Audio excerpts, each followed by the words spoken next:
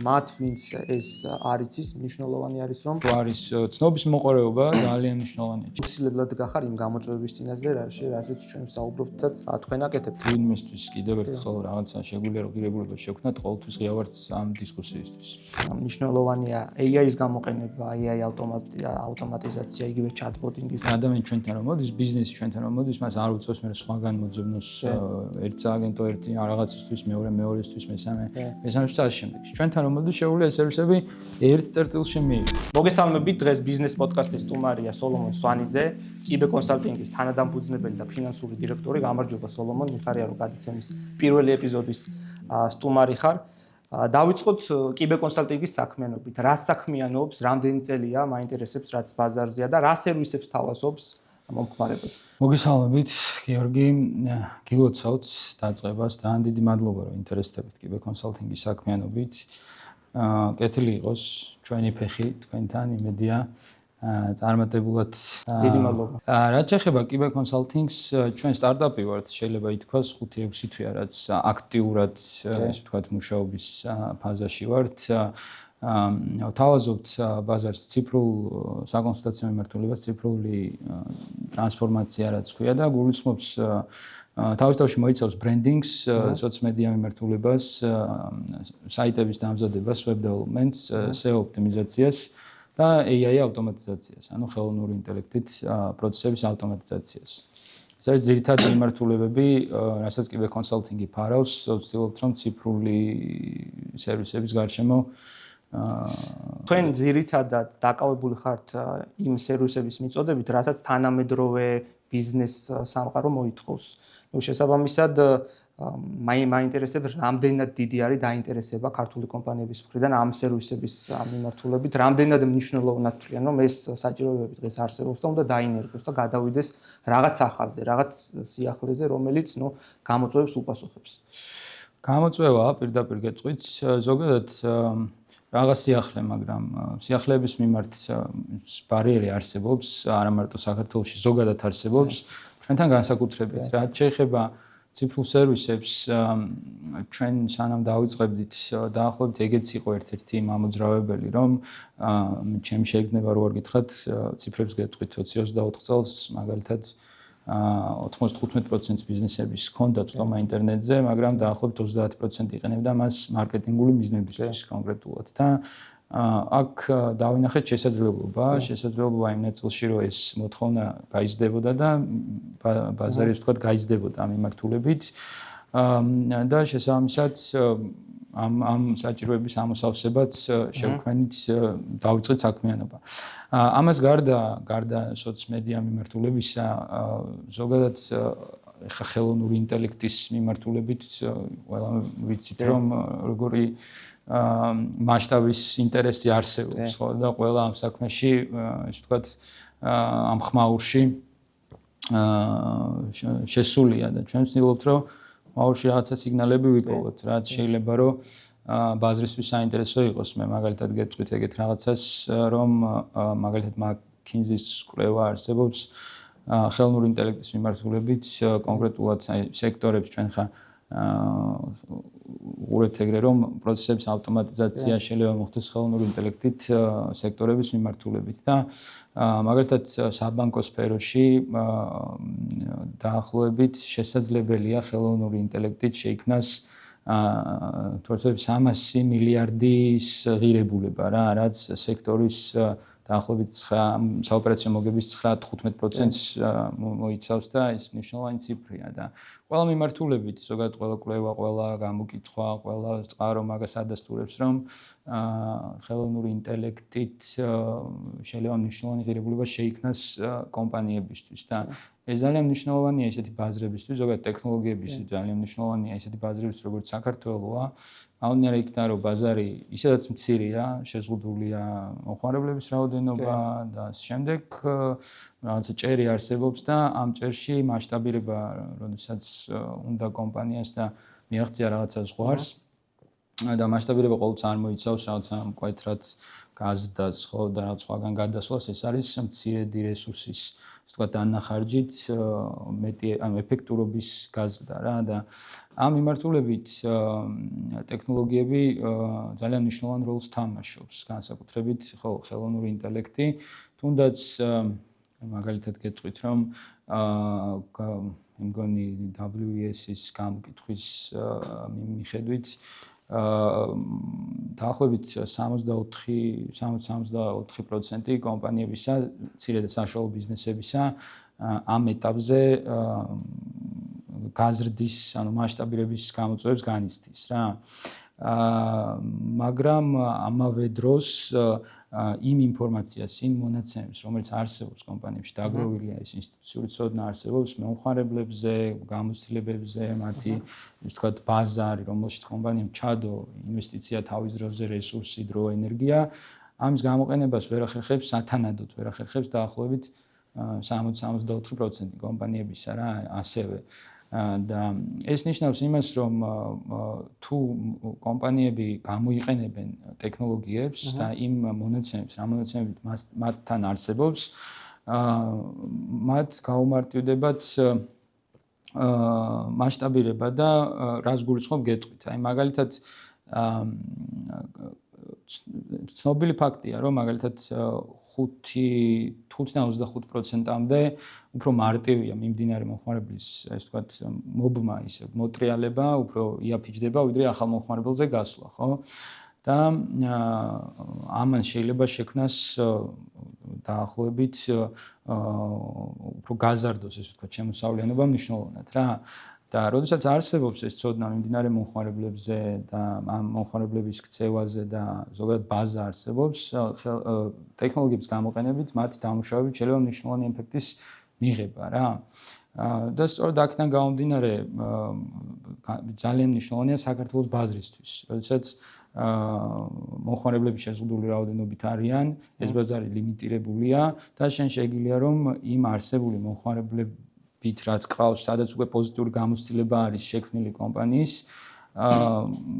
კიდე დაამატო და კიდე ახალი ღირებულება შექმნა. მაგალითად, ჩვენი სერვისებსაც რო გადახედოთ, ხომ, დაკავშირებულია ერთმანეთთან და მაგალითს გეტყვით, ჩვენ ყავს მომხმარებელი, რომელსაც დავიწყეთ ბრენდინგით, შემდგომ გავუკეთეთ საიტი, web development-ი, შემდგომ ამ საიტის SEO ოპტიმიზაცია, ანუ საძიებო სისტემებში მისი ეს ვთქვათ ოპტიმიზაცია და დღეს ასევე ვინტეგრირებთ და დავინტეგრირეთ chat-bot-ი და ეს მომხმარებელი ჩვენ ძალიან დიდ მნიშვნელობას ვანიჭებთ მომხმარებელთან რამდენი ხანია ჩვენთან რა და ვაკვირდებით ამას ამ მომხმარებლის სიცოცხლის უნარიანობას რამდენი ხანია ჩვენთან და რამდენი თვლით რომ არ უყურებთ ურთიერთობას რაღაცა ერთჯერადად და გვინდა რომ თვლით რომ დიდხნიანი ღირებულებებზე და დობაზე დაფუძნებული ურთიერთობა ძალიან მნიშვნელოვანია და ძალიან დიდი მადლობა პირველ რიგში ამ მომხმარებელს და ყველა ჩვენ მომხმარებელს ვინც გვენდო ამ გზაზე და ასე ვთქვათ დაგვპატიჟა თავიანთ საქმიანობაში ჩაგვახედა და გვიპარტნიორა ესე ვთქვათ და ხო რო შევაჯამოთ ცოტა კი გამიგრძელდა მაგრამ რო შევაჯამოთ ჩვენი დაკვირვებით ტექნოლოგიები ძალიან მნიშვნელოვანია და ტექნოლოგიების ძალა ძალიან დიდია ბიზნესების განვითარებაში რა და ამ მიმართულებით საქართველოში ძალიან დიდი პოტენციალი არსებობს აუთვისებელი ჯერ კიდევ იმიტომ რომ როგორც ყველაფერი ჩვენამდე გვიანაც მოდის და რომ მოდის ჩვენ გვიან ვადაპტირდებით რა სამწუხაროდ ესეა ბაზარი. იგივე თუნდაც ხელოვნური ინტელექტთან ცოტა გვიან ჯერ კიდევ ბარიერებია. კარგია, ცუდია რა არის.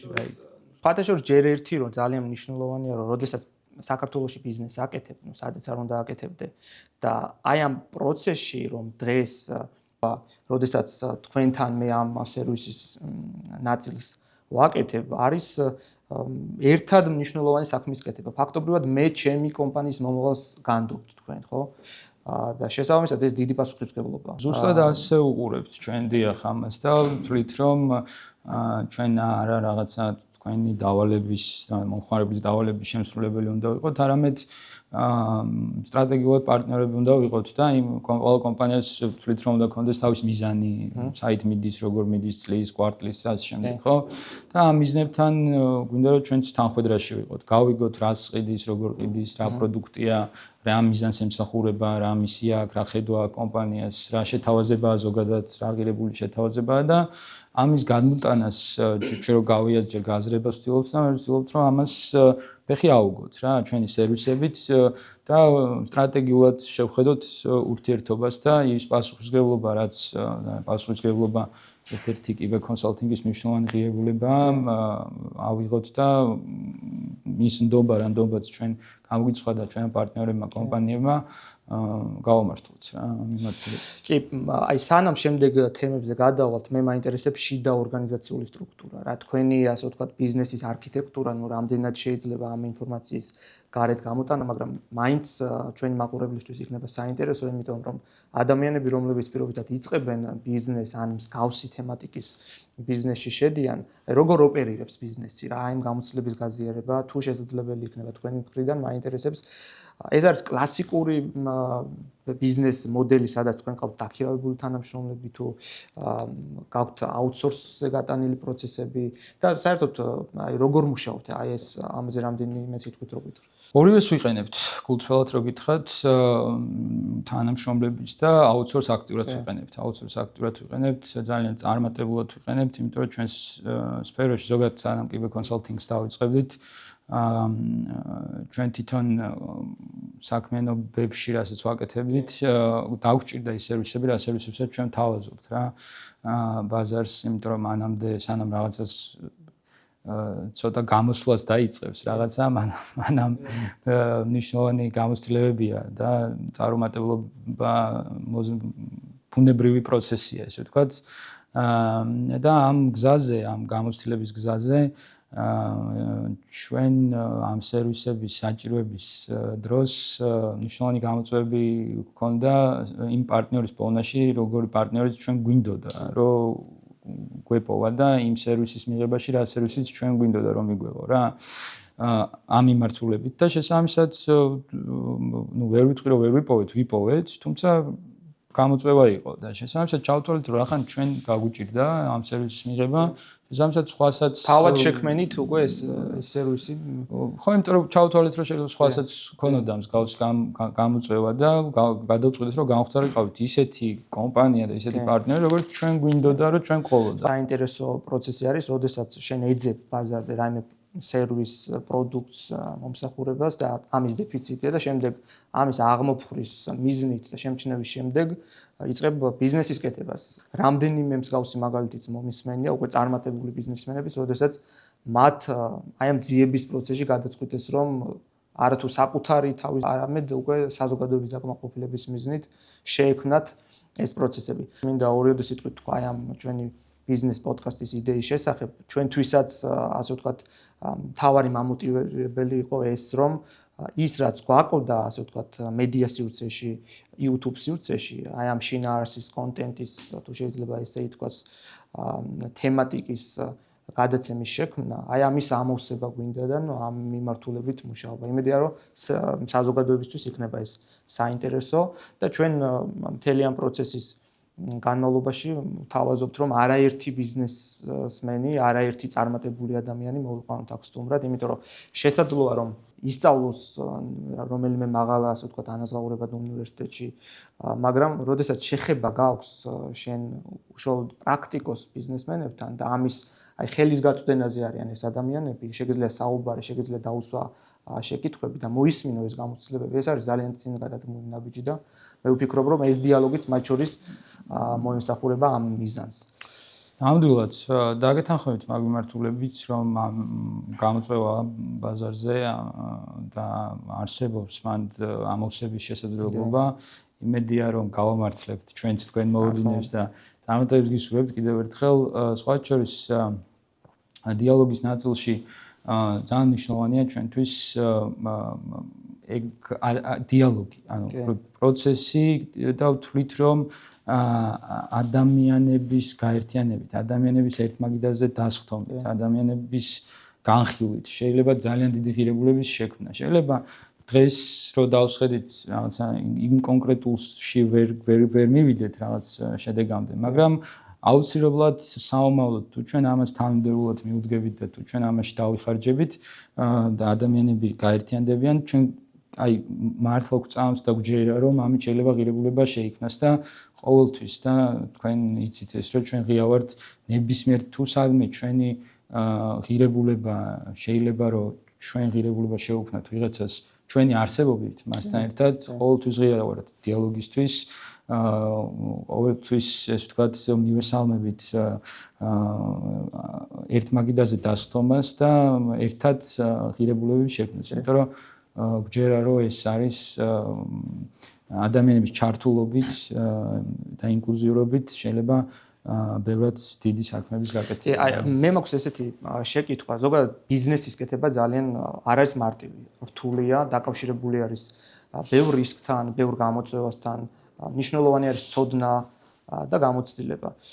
თუმცა არსებობენ ადამიანები, ვინც მაინც დგავენ ამ ნაბიჯს და იწყებენ, ასე ვთქვათ, ბიზნესის კეთებას. აი შენ შემთხვევაში რა იყო ეს მაინტერესებს და როგორ ფიქრობ, რა განსხვავება ადამიანს შორის, რომელიც დაქირავებულ მუშაობას ამჯობინებს და იმ ადამიანს შორის, რომელსაც რაღაც ბიზნესური აზროვნება აქვს, ბიზნეს ხედვები აქვს და ურჩევნია რომ მიუხედავად ამ გამოწვევებისა და ამ რისკებისა წავიდეს ამ გზაზე და აკეთოს ბიზნესი. რისკები ალბათ სწორად ახსენეთ.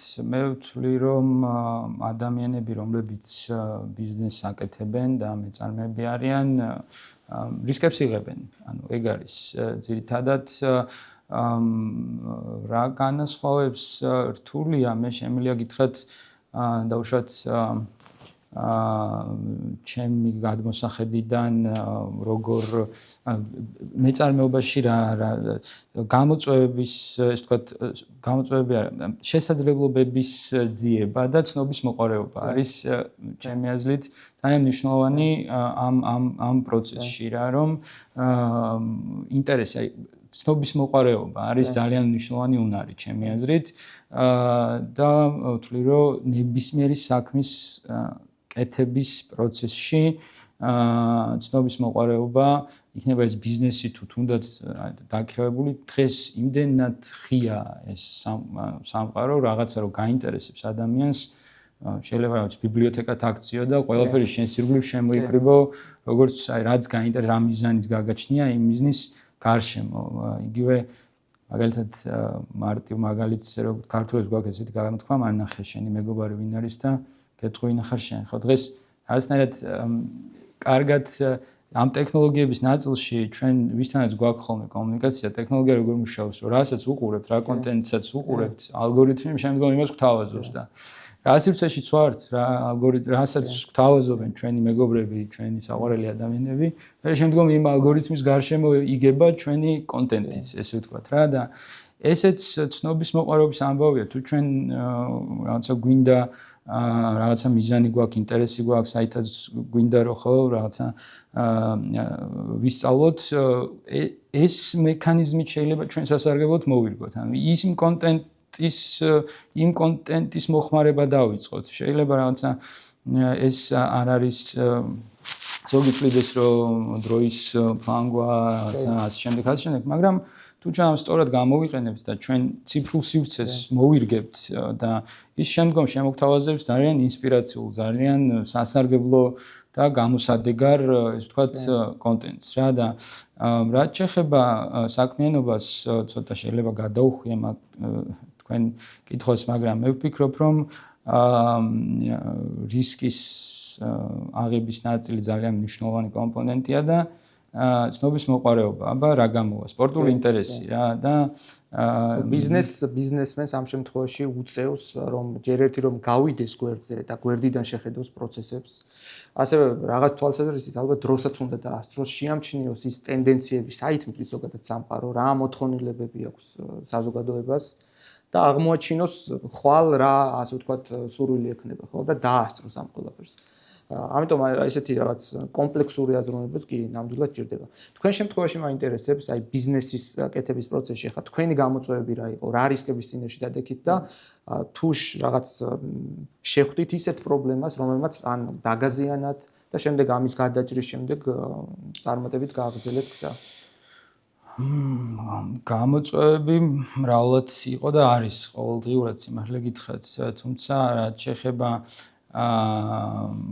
გაკვეთილს და ესე ვთქვათ, რაც ვისწავლეთ მტკივნეულად თავის დროზე და ჯერ რა ვიცი ხა წარმატებამდე ვფიქრობ, რომ ბევრი გვიკლია ხმამაღალი ნათქვამი, იმიტომ რომ რაღაცა წინ ვფიქრობთ, რომ წინ არის რა ყველაფერი მაგ მიმართულებით და გამოწვევას რაც შეეხება წინა საქმიანობებში და თქვენს გამეთანხმებით ალბათ, რომ ნებისმიერი პროდუქტის შექმნა შესაძლებელია რა, ნებისმიერ პროდუქტს გააკეთებ, აი რომ მოინდომო დღესთან, რა ვიცი, ლოჯისტიკა გინდა, ინფორმაცია გინდა, ყველაფერი ხელმისაწვდომია რა და პროდუქტის შექმნა ძალიან მარტივია შედარებით. თუმცა აი შემდგომ, როდესაც პროდუქტს შევქმნით, თელ გულს ჩავდებთ, სულს, ენერგიას, რა ვიცი, ყველაფერს და გონია რომ გჯერა რომ მართლა მაგარი პროდუქტია და შემდგომ გამოგვაქვს ეს გასაყიდად, მან იწყება ხოლმე ცოტა ფრუსტრაცია, იმიტომ რომ ბაზარს იმდენად როგორც ჩვენ გვეგონა რომ კარგია, ბაზარს ეგრე არ გონია და ეს მოთხოვნის ნაწილი, გაყიდვის ნაწილი, მარტივად რომ ვთქვათ, არის ხოლმე გამოწვევა რა და ეგ ესე ვთქვათ, გაკვეთილი მწარეთ ვისწავლეთ და დღეს ვცდილობთ რომ თუ რამე წამოწყებას ვფიქრობთ, მაქსიმალურად დავაზღვიოთ, მაქსიმალურად გარანტია გქონდეს იმ ნაწილში, რომ გაყიდვა შესაძლებელი იქნება, გაყიდვის მაღალი გარანტიები არსებობდეს და შემდგომ ამას ესე ვთქვათ, ვფიქრობთ, როგორ შეიძლება რომ ამ პროდუქტი ან საქმიანობა, ან სერვისი ან ასე შემდეგ მივადგათ, ხო? იმიტომ რომ ეგ არის. ხო, ну, ფაქტი არის ის, რომ ზოგადად როგორც თქვენ ახსენეთ, პროდუქტის, სერვისის შექმნა არის ბევრად მარტივი, ვიდრე ამის გაყიდვა და ფაქტობრივად სწორი ნაბიჯი არის ის, რომ ჯერ დაიწყო გაყიდვებით და მიხედვა ამ პროცესს, რისი გაყიდვა შეგიძლია და რა მასშტაბის და შემდეგ გამოყვე უკან, ხო? და არ აიღო რაღაც დიდი ვალდებულებები, არ გადავარდე დიდ რისკებში და შეიძლება ისედაც იდეალური პროდუქტი იყოს, მაგრამ ამის მომხმარებლამდე სწორად მიტანას აბსოლუტურად გეთანხმები აქვს უდიდესი მნიშვნელობა და დარწმუნებული ვარ, რომ ძალიან ბევრი ბიზნესი სწორედ ამიტომ ამ გათვლის თითქოს მცირე და უმნიშვნელო, მაგრამ ძალიან სერიოზული გათვლის ყურადღების მიუქცევლობის გამო კოტრდება. თქვენი გამოცდილებაც საინტერესოა, ხა ბიზნესიდან მოდიხართ, შეიძლება ითქვას და იქნებ ჩვენც გავიზიაროთ რა ტიპის ესე ვთქვათ გამოწვევებს რა ტიპის მაგალითს შეიძლება რომ გავიზიაროთ რა ერთი გაყიდვების ნაწილში მე მგონი თქვენს გაყიდვების ნაწილი არის მე ვიტყოდი ცალკე ხელოვნება. გარდა იმისა რომ მომხმარებელს აქვს მოთხოვნილება ნებისმიერი პროდუქტის, ხო? და შენ კეთილსინდისიერად რა თქმა უნდა აკეთებ და განსაკუთრებით თუ ეს არის წარმოების ნაწილი და ადამიანის მოიხმარს ამას, ხო? აი სწორ მიწოდებას აქვს ძალიან დიდი მნიშვნელობა, სწორ კომუნიკაციას აქვს ძალიან დიდი მნიშვნელობა და ამიტომ აი ეს მარკეტინგული სტრატეგია და ბრენდინგი რომელსაც თქვენი კომპანიას ერთ-ერთი სერვისი არის და ეხმარება სხვა კომპანიებს, ამაში ფულის დახარჯვა მერწმუნეთ, აი ვინც აპირებთ ხვალ ბიზნესის დაწყებას არის ძალიან მნიშვნელოვანი და ნუ დაინანებთ ფულს, იმიტომ რომ თქვენი ბიზნესის სწორედ ოპერირებას აქვს გადამწყვეტი მნიშვნელობა. და მე მაინტერესებს, აი როგორ უყურებთ თქვენ, რადგან ხა სერვისს აკეთებთ ბრენდინგის მიმართულებით, ეს ძალიან მნიშვნელოვანია, მაგრამ თქვენ როგორ უყურებთ პროცენტულადაც რომ გავყოთ, შეიძლება რომ წარმატების რა პროცენტი შეიძლება მოდიოდეს ბრენდინგზე? კი ბატონო, ბრენდინგი ძალიან მნიშვნელოვანია და ხო მე ცოტა შინაარსში და შევალ რო არ გამოვიდეს რომ რაღაცა ეს აქ არის რაღაცა გამოსავალი და ჩვენ ასევე დავამატებდი ერთ შეკითხვას, აი მომართვიანობის თვალსაზრისით, ეხლა ბევრ სერვისს თავაზობთ ხო როგორც ვახსენეთ. ბრენდინგზე რა წილი მოდის? აი რამდენად კომპანიები მზად არიან ამისთვის? გამოწვევა ბრენდინგში რომ მიიღოს გადაწყვეტილება კომპანიამ რომ თანხა გადაიხადოს საკუთარი ჯიბიდან. და რეალურად ბრენდინგი არ არის მხოლოდ ვიზუალური იდენტობა. Რა თქმა უნდა, ეს ძალიან მნიშვნელოვანია, ხო? თავი ფსიქოლოგია როგორი უნდა იყოს, რასთან უნდა ასწოროს, მაგრამ ჩემი აზრით ბრენდინგი იწყება თვითონ კომპანიის შიგნიდან, თანამშრომლებიდან. შეიძლება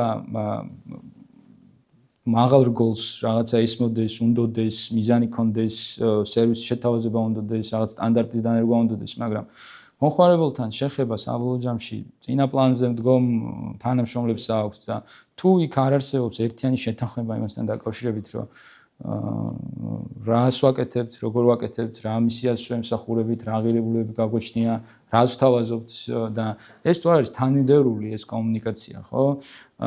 ხშირ შემთხვევაში მომხმარებელში მე დაბნეულობას იწვევს ხოლმე და როდესაც ეს შიგნიდან ერთიან გუნდად არის, ეს თქვა კომპანია შეკრული და ერთ მიზანს ემსახურება, ვექტორს მიუყვება, ხო, ერთიანად მე უკვე ძალიან მნიშვნელოვანია რომ რასაც ჩვენ ვთქვათ კომპანია იძახის, რასაც გამოაქვს და რაც მიაქვს მომხმარებლამდე, იმის ეს ვთქვათ საპასუხო კონდეს სოციალურ ეს ვთქვათ ყოფის ნაწილში, ხო? იმიტომ რომ როდესაც მაინც მომხმარებელი რო იგებს კომპანია, მე ვიწყებთ დაგუგლას, მოძებნას სოციალურ ქსელებში და ასე შემდეგ და იქიდან დიდ სტაბილიზებას ვიქმნით. შესაბამისად, იგივე მაგალითად, აი, ღვინის ბიზნესში, ხო, ძალიან რთულია პროდუქტის ექსპორტზე გატანა, თუ არ არსებობს ბრენდინგი, თუ არ არის საიტი, იმიტომ რომ მაინც წარმოდგენას იქნიან ალბათ დამეთანხმებით საიტით, ბრენდით და ვიზუალით და შემდგომ უკვე ამას რა თქმა უნდა თუ ეს კომუნიკაცია და შიდა კომუნიკაცია, შიდა ბრენდინგი, რაცაც უკვე ვისაუბრეთ, ერთმანეთთან თანხვედრაშია, იქ უკვე შეიძლება შეიქმნას ღირებულება და ერთსაც მაგ მიმართულებით დავამატებ მაგალითს მოყვანა მინდა ბრენდინგის ნაწილში, რაღაცნაირად კარგად ახსნა ეს რის თქმაც მინდა. მაგალითად, როდესაც დავიღოთ ბათუმი, ხო, სადაც ჩვენ ვყიდულობთ რაღაცა ლუდს ჯიხურში, იქ შეიძლება ვიყიდოთ 5 ლარად ეს ლუდი და გვეძვიროს, რომ ძვირია, მაგრამ იგივე ბრენდის, იგივე აბსოლუტურად პროდუქტი შევიძინოთ არა მარტო ლუდი, რაც ნებისმიერი პროდუქტი, შევიძინოთ ბრენდულ სასტუმროში, გააცლებთ უფრო ძვირად და იქ საუბრობთ ჩვეულებრივად გადავიხადოთ და შეიძლება ვთქვათ, რომ უფრო ძვირიც გვეგონა, რომ გამოვიდოდა რა. ამიტომ და ეს ამას რა აკეთებს? ამას აკეთებს ბრენდინგი, ამას აკეთებს ბრენდი, შენ რო იქ შედიხარ, იცი რომ რაღაცა ფასი უნდა გადაიხადო, რაღაცა ღირებულებას იღებ და ამ ურთიერთობაში რაღაცა ნდობა არსებობს და ამის საფასოდ ეს ვთქვათ მზად ხარ რომ შენც დაიხარჯო რა, უფრო მეტად და ეს არის ამას აკეთებს რეალურად ბრენდინგი და ასაგები. სოლომონ, შენ ახსენე რომ ჩვენი კომპანიას წარმატებისკენ ჯერ კიდევ ბევრი უკლიაო და აი რა ეტაპი იქნება, როცა შენ ჩათვლი და შენი გუნდი ჩათვლის, რომ კომპანია არის წარმატებული, იმიტომ რომ წარმატებისკენ მუდმივი სწრაფა ეს გასაგებია, მაგრამ ხშირად ადამიანი უნდა გაჩერდეს, მოიხედოს უკან და დააფასოს იმას, რასაც აკეთებს, ხო? და შეიგრძნოს აი ეს. როდის ჩათვლი, რომ კომპანია არის წარმატებული? ძალიან დიდი გზა არის მაგეთკენ გასავლელი, რა თქმა უნდა, მუდმივად ერთ ფრაგმენტულად ერთ კომპანიაზე რო ავიღოთ. ჩემი აზრით, როდესაც დამოუკიდებლად შეუძლია კომპანიას ფუნქციონირება, ჩართულობის გარეშე, დამფუძნებლის ჩართულობის გარეშე, გაზრდა წლიდან წლამდე, ასე ვთქვათ, ზრდის დაფიქსირება არა აუცილებელი რაღაცა მკვეთრად მდგრადად და ასე ვთქვათ ზომიერი ზრდა და როდესაც ის ადამიანები, რომლებიც კომპანიაში მუშაობენ, ვინც ქმნიან კომპანიას და ღირებულებას, რაც ეს კომპანია ქვია, იქნებიან ერთი მიზნის გარშემო გაერთიანებულები, დაიხარჯებიან და ბედნიერები იქნებიან იმით, რაც აკეთებენ. და აი მაინტერესებს თქვენ ხარ საქართველოში ოპერირებთ, ხო? საერთაშორისო ბაზარზე როგორ ხართ? თუ გეგმავთ, ან უკვე თუ ხართ წარმოდგენილი? რაიმე პარტნიორი კომპანიები ხომ არ არიან, რომელთაც რაიმე ესე ვთქვათ, კორპორაციული თანამშრომლობა გაქვთ?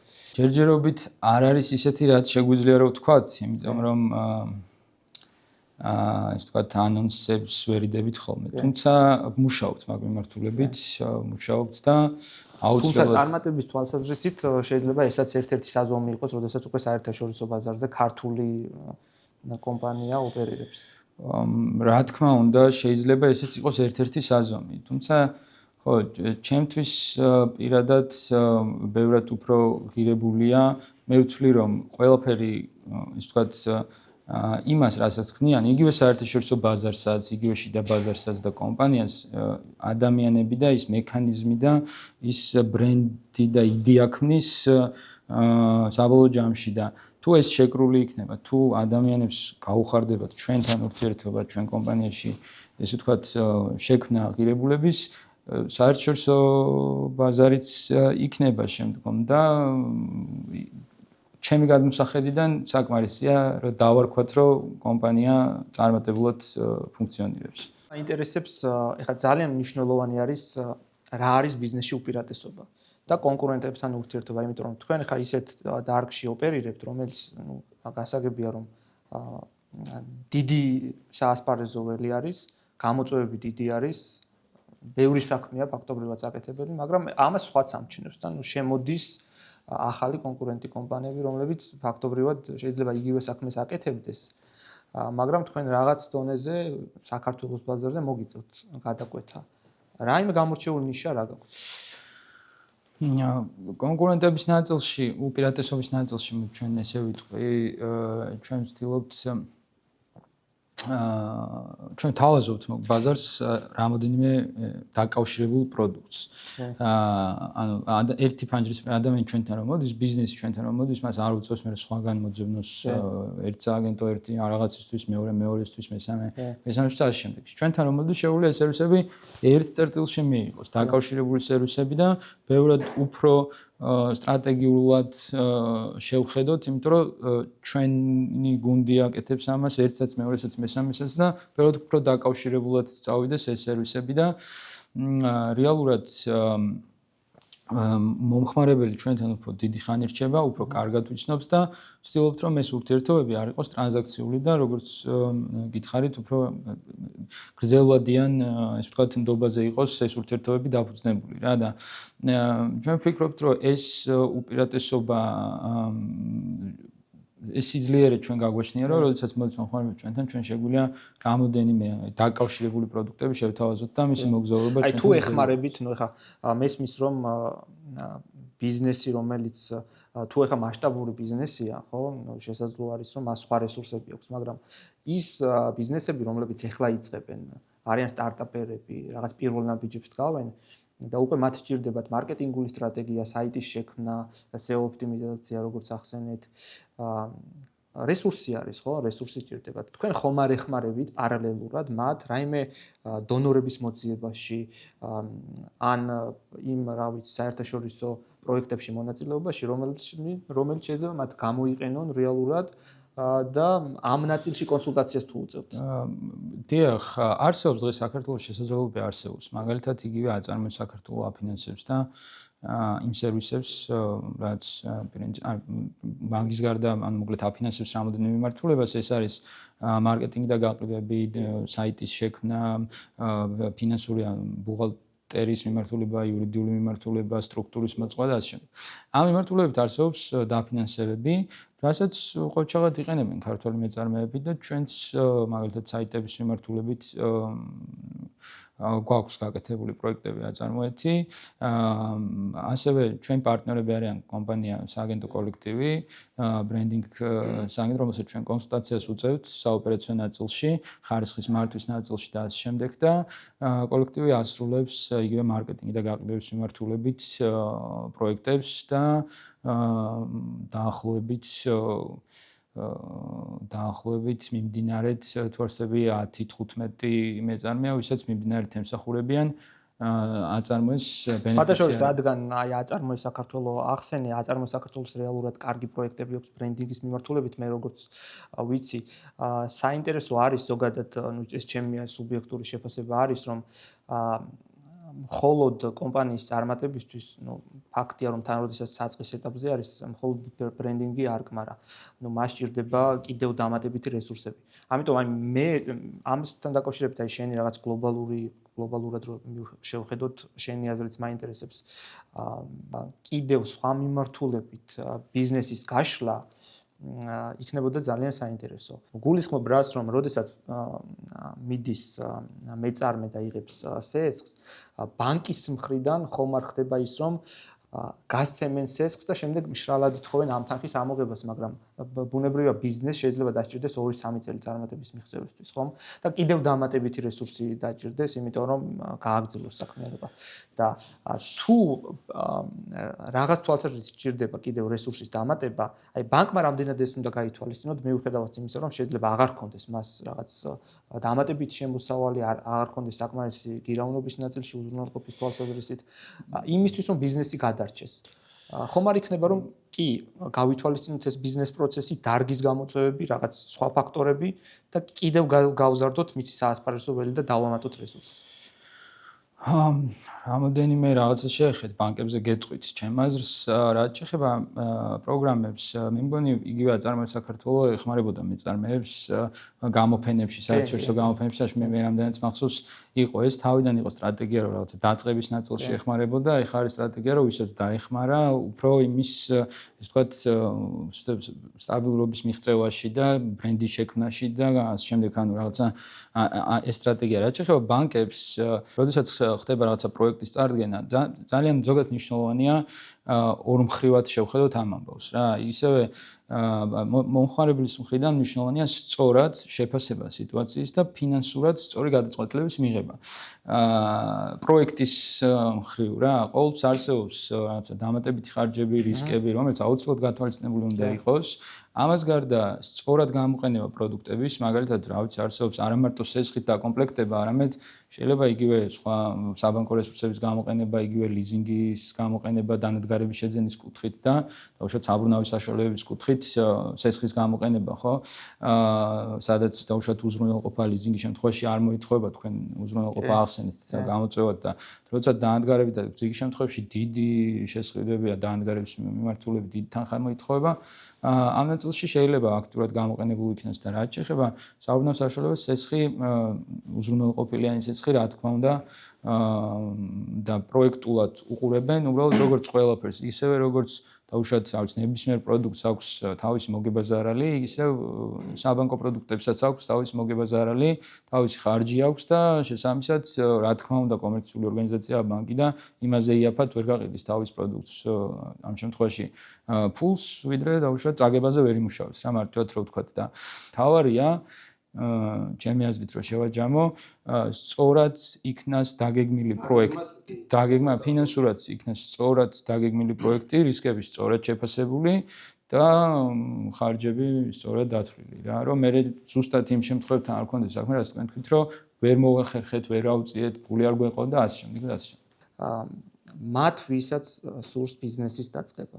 ეხლა აი ამ დიალოგიდან ბევრი ინფორმაციის ამოღება შეუძლია და ბევრი შეიძლება რომ რაღაც ყურადღება გაამახვილოს. მაგრამ აი ესეთი გამზადებული რჩევა თუ გაქვს პირობითად, რასაც მარტივად ურჩევდი დამწყებ ბიზნესმენს, დამწყებ პირობითად სტარტაპერს, რომ აი ეს არის ის ფორმულა, რომელიც მუშაობს. ეგ ძალიან რთულია ზოგადად ხა ფორმულა რომელიც მუშაობს და არ ვიცი ძალიან დიდი მადლობა რომ თვლით რომ ჩვენ აზრს შეიძლება ჩემ აზრს პირადად შეიძლება ეგეთი ძალა კონდეს დამწყებ მეწარმეებში თუმცა მე ჩემ პირად აზრს გეტყვით ვფიქრობ ესე რომ ძალიან მნიშვნელოვანია დაწყება. არ აქვს მნიშვნელობა 17, 20, 25, 30 წლის ადამიანს. ანუ პირველ ნაბიჯს აქვს უდიდესი დაწყება, იმიტომ რომ როგორც ყველაფერს თავისი, ესე ვთქვათ, პერიოდი და ციკლი აქვს რა. აუცილებლად ხა მე იშვიათად მსმენია რომ ბიზნესი დავიწყეთ და წარმატებული ბიზნესი გამოვიდა რა. ხათაშორის მაინტერესებს კიბე კონსალტინგი არის შენი პირველი ბიზნესი? რომელმაც დაიწყო რაღაცა შემოსავლის დაგენერირება პლუს-მინუს თუმცა მანამდე გამოცდილებები როგორც ხდები ხოლმე. მაგას ვიძახი ხო, ანუ არასდროს არ არის ეგრე რომ რაღაცა დავიწყეთ და ეგრევე მაგის იმედითადაც არ უნდა დავიწყოთ ჩემი აზრით არაფერი რა. ჩვენ უნდა დავიწყოთ ჩემი ესე ვთქვათ პირადი აზრი ეგეთია რომ ნებისმიერ რაღაცა საქმიანობას რო ბიზნესს როდესაც ადამიანი იწყებს პირველად ჩვენ ვუყურებდით ესე რომ იქნება გამოცდილება რა. გამოცდილება შევიძენთ და ეს გზა გასავლელია რაც უფრო ადრე დაიწყებს ამ გზის გავლას ადამიანი ამ ეტაპების 20 წლისას დაიწყებს და 30 წლისას იგივე ეტაპების გავლა მოუწევს და უბრალოდ უნდა დააჩქაროს. ხო და შესაბამისად ეგ არის ერთი მნიშვნელოვანი რაც ვფიქრობ რომ საქმიანობის ნაწილში ანუ დაწყების ნაწილი მეორე ვფიქრობ რომ არის ცნობის მოყარეობა ძალიან მნიშვნელოვანია ჩემი აზრით ცნობის მოყარეობა რომ ნებისმიერ საქმისადმი რაც არ ვაკეთებთ და რა მიმართულებაშიც ვართ ჩართული გამოვიყენოთ ყველა ის რესურსი და აი გულწრფელად გვაინტერესებდეს რაც ვაკეთებთ ცნობის მოყარეობა რომელმაც შეიძლება გახსნას ძალიან ფართო რესურსები რა და რა თქმა უნდა არ უნდა ვიფიქროთ რაღაცა რომ ჩვენ არ ვფიქრობთ ყოველ შემთხვევაში ხა არ უნდა ვიფიქროთ რაც ის არ გამოვიდეს რომ გვას ვასწავლით მაგრამ ჩვენ არ ვფიქრობთ რომ აუცილებელია ფული და კაპიტალი და რაღაცა ბიზნესის დასაწყებად ხშირად არის ეს წარმოდგენა რა ჩემი აზრით მნიშვნელოვანია ფოკუსი დამატებით ღირებულების შექმნაზე რა მაგალითად არ ვიცი თქვენ რაღაცას აკეთებთ მე შემიძლია მოვიდე თქვენგან ავიღო სხვას მიუტანო დამატებით ღირებულება შევქმნი ერთი ადგილიდან გადავიტანე მეორე ადგილას ჩემი ჩართულობით რა შესაბამისად ამ დამატებით ღირებულებაში შემიძლია რომ რაცა ჩემი სარგებელი მივიღო. ანუ ყოველთვის ვფიქრობთ როგორ შეგვიძლია ჩვენ ესე ვფიქრობთ ყოველ შემთხვევაში როგორ შეგვიძლია რომ დამატებითი ღირებულება შევქმნათ. რა სად შეგვიძლია რომ დამატებითი ღირებულება შევქმნათ. ნუ ბიზნესის კეთება ეს ცალსახაა და არაერთი გამოცდილი ბიზნესმენი ამას ამბობს რომ ბიზნესის კეთება არ იწყება ფულის შოვნის მიზნით. ბიზნესის კეთება იწყება საყვარელი საქმით და იმ პროდუქტით და სერვისით შექმნით, რომელთაც საზოგადოებას რაღაც სარგებელს მოუტან გრძელვადიან პერსპექტივაში და შემდეგ ფინანსური მოგება არის უკვე ამაზე დამატებული სარგებელი, რომელსაც ამ პროცესთან მოყვება. და ერთიც მგონია, ჩვენ ვფიქრობთ, რომ ძალიან მნიშვნელოვანია როდესაც ვაკეთებთ დაკავშირებულია უდიდეს ვისაუბრეთ რისკებთან და სტრესთან და რა ვიცი დღე და ღამე მუშაობასთან შეიძლება ითქვას, იმიტომ რომ როცა მუშაობ 7 საათზე მთავრდება პირობითად 6 საათი სამუშაო და მე შეიძლება მაგრამ როდესაც შენ საქმეს აკეთებ ამ პერიოდში როდესაც აი მართლა 24 საათი მუშაობ ადამიანის ორგანიზმი უნდა იყოს გამძლე რა სტამინას რასაც ეძახიან უნდა გაგაჩნდეს ადამიანს და შესაბამისად ძალიან მნიშვნელოვანია ჩემი აზრით ჯანსაღი ცხოვრების წესი კვება როგორც საწვავი რა ეხლა მანქანაში პრემიუმს ვასხამთ ასხამს ხალხი იმიტომ რომ ცუდი ბენზინი არ ჩავასხა და ვარჩევთ იქ კარგია იქ ცუდია ხო და იგივე ორგანიზმიც შენი ეგრეა რა შიდა ორგანიზაციული ასე ვთქვათ ატმოსფეროს დიდი მნიშვნელობა აქვს იქ თანამშრომლებს შორის ურთიერთობას ნუ ეს ცალკე კიდე თეორიის ნაწილია მაგრამ აი ამ მენეჯერულ საკითხებზე ფაქტობრივად აი მენეჯმენტის მთელი ფუნქცია ხო ეგ არის რომ იქ თანამშრომლების მართვის პროცესში როგორ იყოს იდეალური გარემო. იმიტომ რომ ყველა ფსიქოტიპი, ყველა პერსონა თანამშრომლის არის განსხვავებული და შენ უნდა შეგეძლოს მათთან ისე საუბარი, რომ რაღაც პროცესი ააწყო. რა თქმა უნდა და იმ აზრსაც რო დავუბრუნდეთ თქვენ მკითხეთ გადაწყვეტილებისთან ბიზნესის გადაწყვეტილებისთან რა არის მამოძრავებელი რა მე ვფიქრობ რომ ხო ის ცნობის მოყარეობა და შექმნა ზოგადად ბავშვობიდან ადამიანს რაღაცის შექმნა უყვარს რა რაღაცას რო ქმნის თავისი ხელით და მე შედეგით კმაყოფილდება და ალბათ ეგ შეიძლება ქვეცნობიერად ეგეც არსებობდეს და ამის გარდა კიდე ცნობის მოყარეობა და სპორტული ინტერესი რომ აი რა შეიძლება გამოვიდეს და რა თქმა უნდა ამბიცია რომ რაღაცა ერთხელ ცხოვრობთ ამ ქვეყანაზე და რაღაცა ღირებული შექმნა რაც შეეხება თანამშრომლებს, რა თქმა უნდა, ბუნებრივია, რომ ძალიან მნიშვნელოვანია არა ზოგადად ეს ურთიერთობები და ისინი ქმნიან ბიზნესს, ადამიანები ქმნიან ბიზნესს რა, ადამიანები ქმნიან ბიზნესს და შესაბამისად ისინი უნდა იყვნენ კარგად, ბედნიერები, რომ შესაბამისად ეს განწყობა მიიტანონ მე მომხმარებლამდეც და კონდეთ мотиваცია ახალი იდეების მოტანის რაღაცა ახალი მომხმარებლიდან მოტანის, ბაზრიდან მოტანის და ასე შემდეგ რა. ძალიან ბუნებრივია, იმიტომ რომ ხა ჩემი აზრით ეს არის რომ ნებისმიერი ორგანიზაცია, ნებისმიერი სტრუქტურა იქნება ადამიანისთვის, ადამიანის საჭიროებისთვის რა. ცენტრი ყოველთვის უნდა იყოს ეს იქნება ბიზნესი თუ სხვა საქმე ადამიანი და ადამიანი უნდა იყოს ამ ყველაფრის ამოსავალი წერტილი და შესაბამისად, როდესაც ეს გააზრებული არის ორგანიზაციაში, იქ არ უნდა და არ შეიძლება იყოს ცუდ ხასიათზე, ცუდ განწყობაზე მყოფი ადამიანი და ეს მუდმივი ზრუნვის საგანი უნდა იყოს, კი?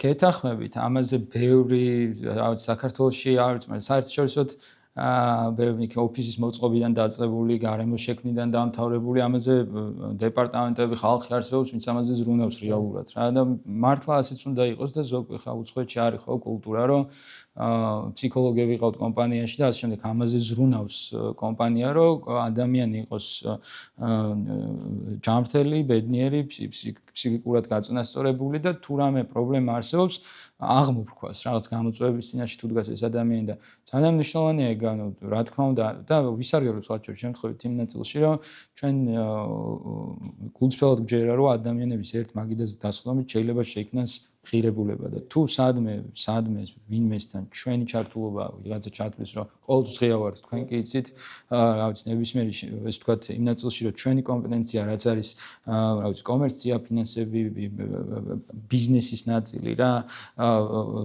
იდეიდან განვითარებამდე, აღსრულებამდე მიყვანა, თუ სადმე ეს კომპეტენციები შეიძლება ღირებული იყოს, რა ვიცი, ამისთვის ყოველთვის ღია ვართ, მეილით, ტელეფონით არც.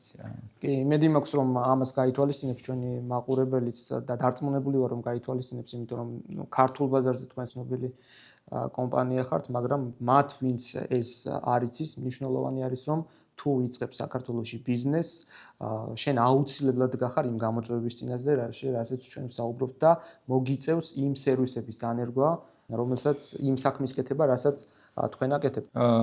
თუ ვინმესთვის კიდევ ერთხელ რაღაცა შეგვიძლია რომ ღირებულება შევქმნათ, ყოველთვის ღია ვართ ამ დისკუსიისთვის. ძალიან დიდი მადლობა სოლომონ სტუმრობისთვის. მე ვფიქრობ, რომ ძალიან საინტერესო საუბარი გამოვიდა.